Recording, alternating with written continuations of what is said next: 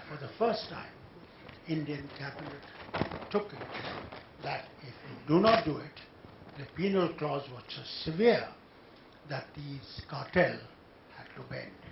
So we have now gone to 5% and soon we'll go to 10%. We may not be as fast as you have done, but we are following Brazil very closely in seeing that ethanol is also brought into market. There's a question here. Yes. Sir, my name is Alan Rosling from Kirin Energy. The government has been criticized for policy paralysis in the last 2 or 3 years, but your ministry has been one of the real bright spots of world-class policy developed in a world-class way. Congratulations. My friend. But, Mr. Gupta, I think you should stand up and take a bow.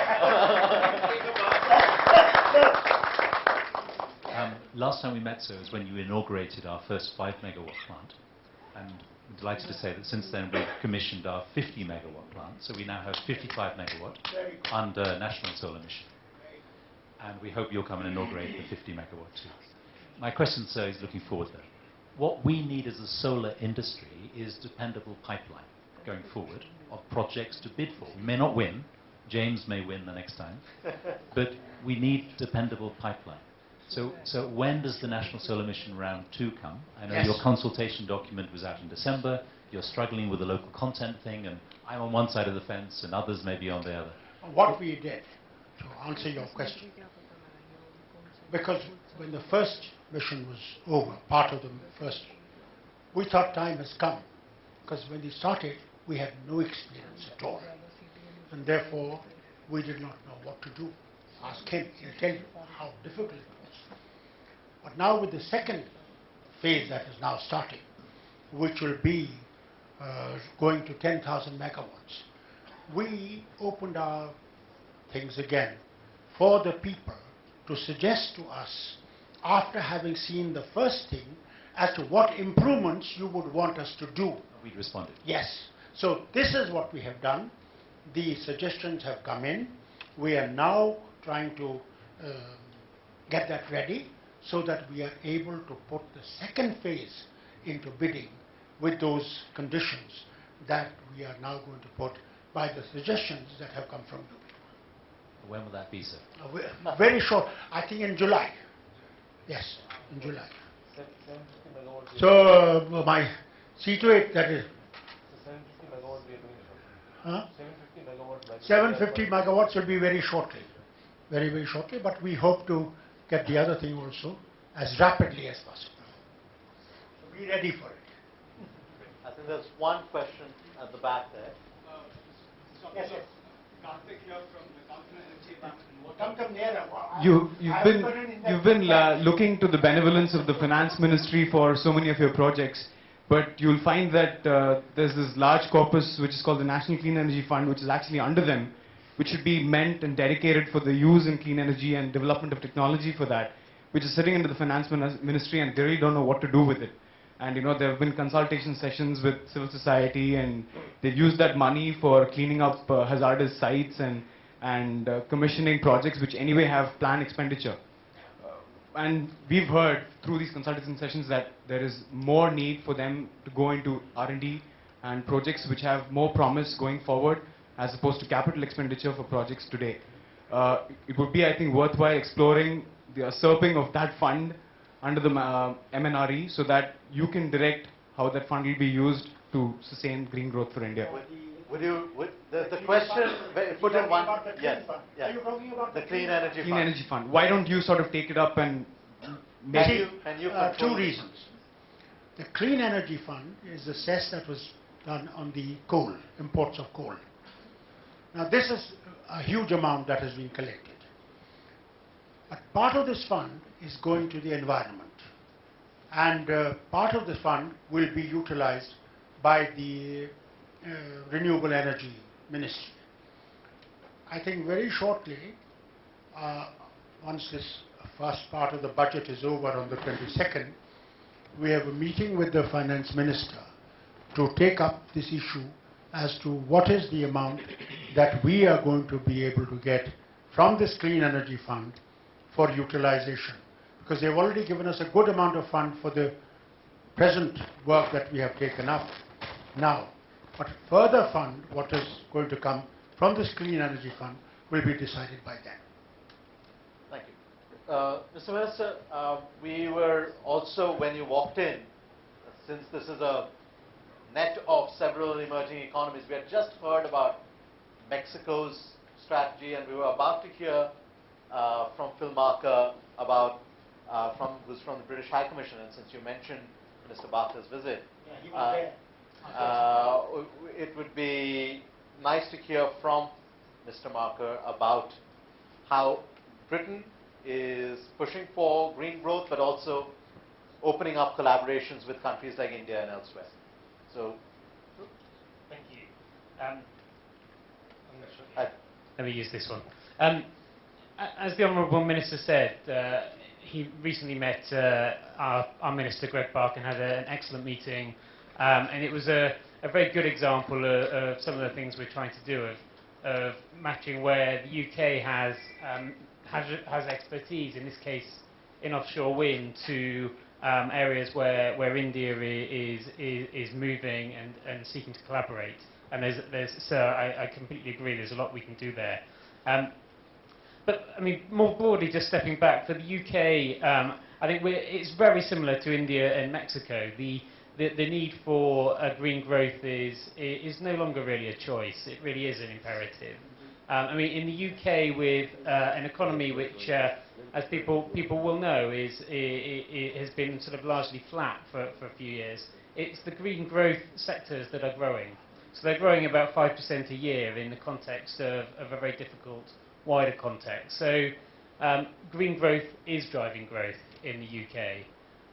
And it's for this reason why very, very important business leaders in the UK are calling for the government to take further steps on things like carbon pricing.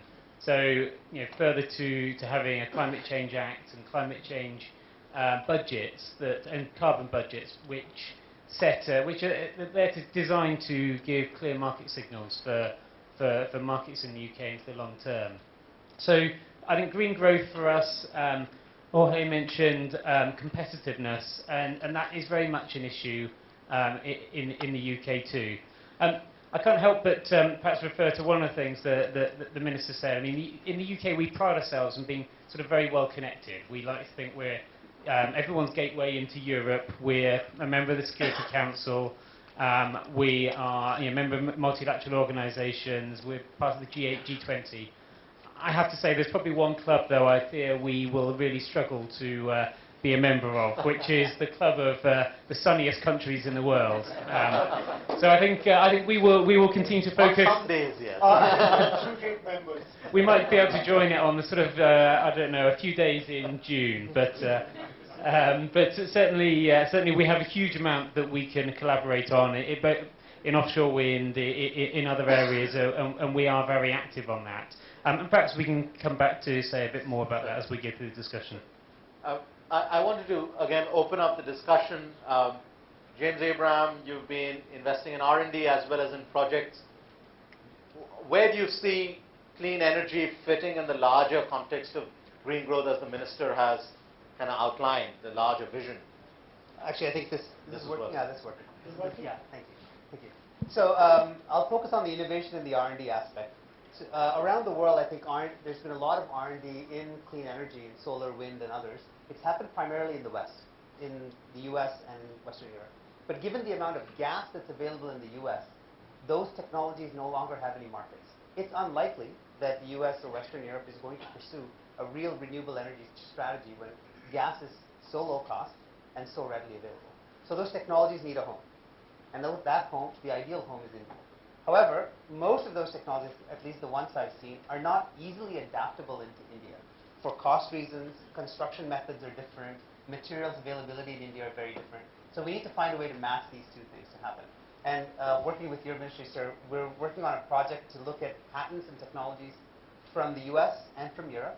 And we have a project where we've taken those patents and attached a team from India who are adapting that for Indian conditions, with the idea by next year we'll have our own homegrown solar technology ready for market. And it's a very interesting collaboration because we're finding, of course, as I said, those technologies need markets. but we have fantastic engineering talent in this country. And that talent doesn't have to spend the time on R&D, but can innovate.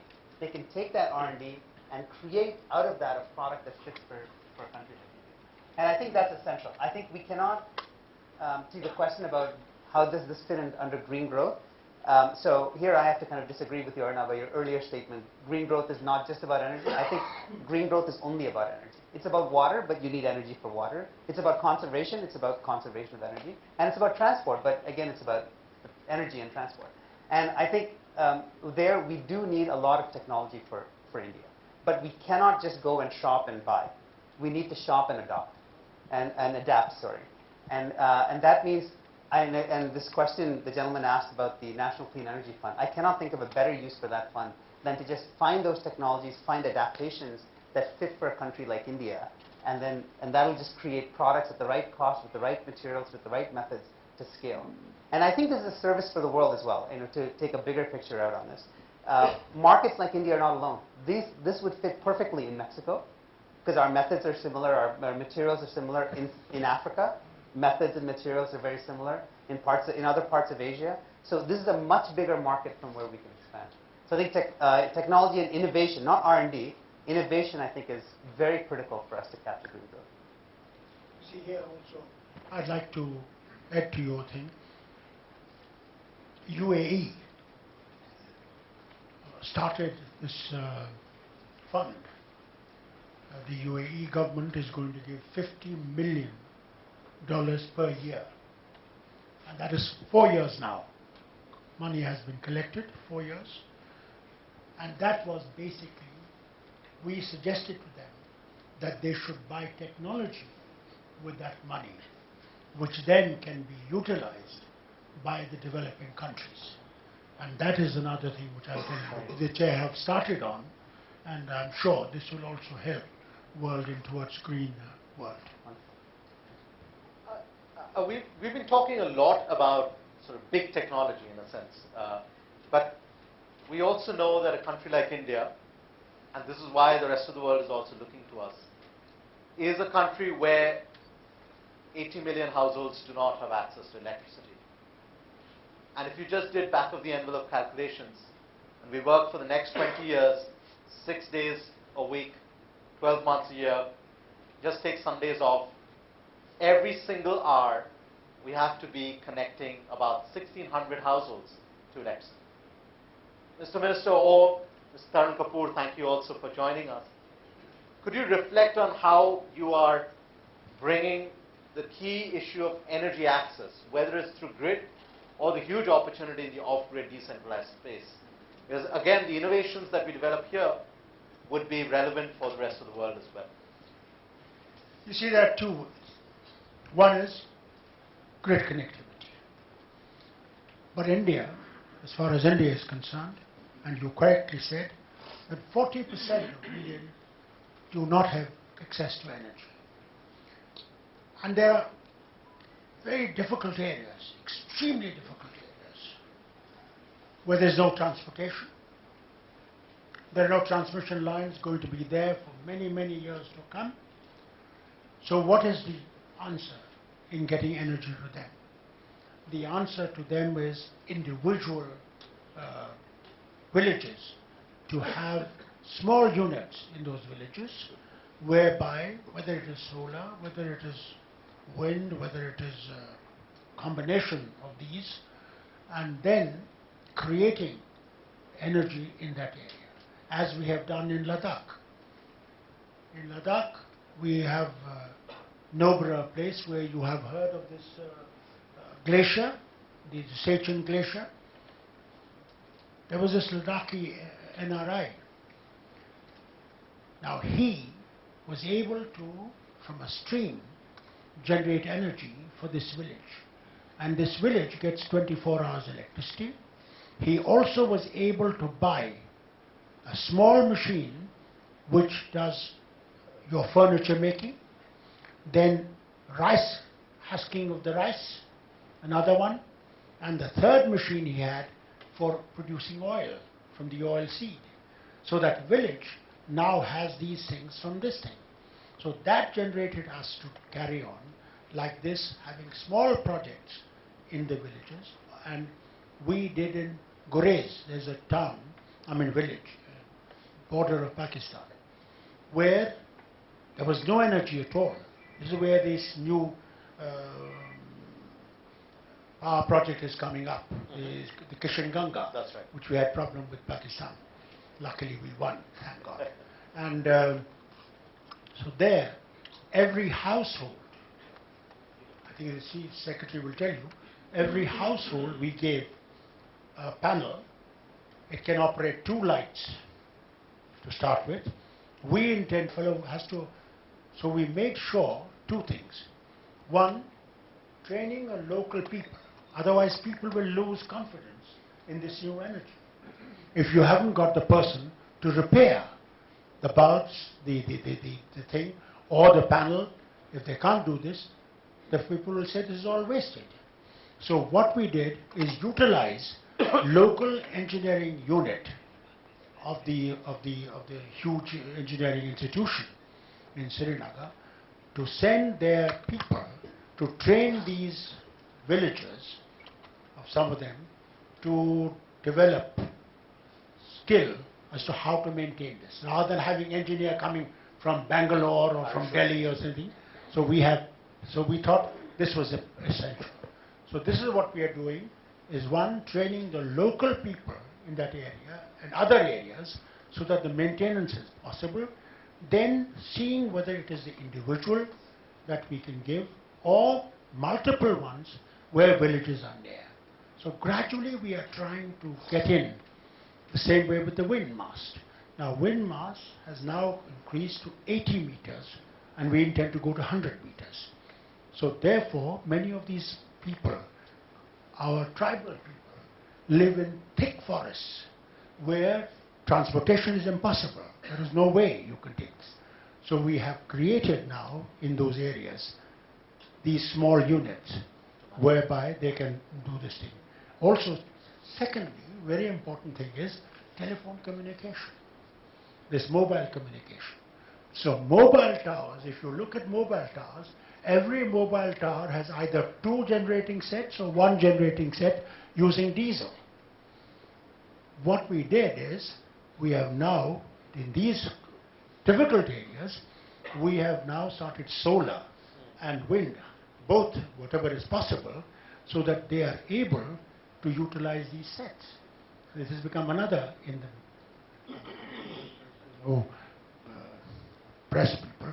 In Naxalite areas, we thought they were so much, they didn't have any communication.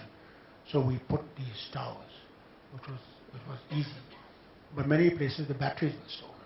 But we still managed to get this going. So it's a long drawn process.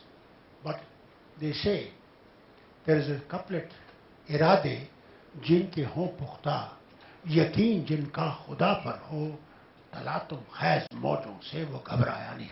That means if you have the right decision, the right path, and you are determined to do, you will have ups and downs, but you will succeed. And that is what India is trying to do, is to get to these people who had no energy. And it's a long process, but inshallah, we will achieve success with this renewal. Mr. Prabhu, you... I will not stay long. Now, everything else they will handle. But we... Can I go, Prabhu? Thank you again, Thanks. Minister. Yeah, you tell me any question. What are you doing related to the Jatopa production? Oh, the Topa, yes. And there's a company called Road Diesel that Yes. produces. Now, we have a lot of area Yes. in our country, which is barren area. So we started growing Jatopa. Earlier plant of Jatopa was not giving us that much of production. But the later hybrid variety is doing well. We have also found, we sent some officers to Israel.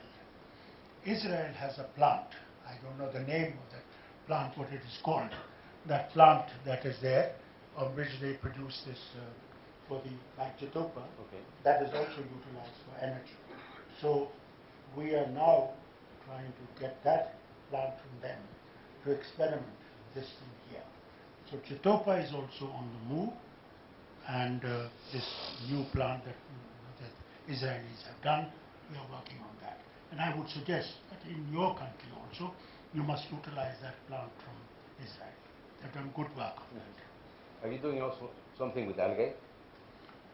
I don't think we've done anything yet with algae, though we have a lot of algae in our these ponds and lakes and things, but we haven't done anything. A lot of research projects are on. The only research is going on. Nothing much has been done as yet.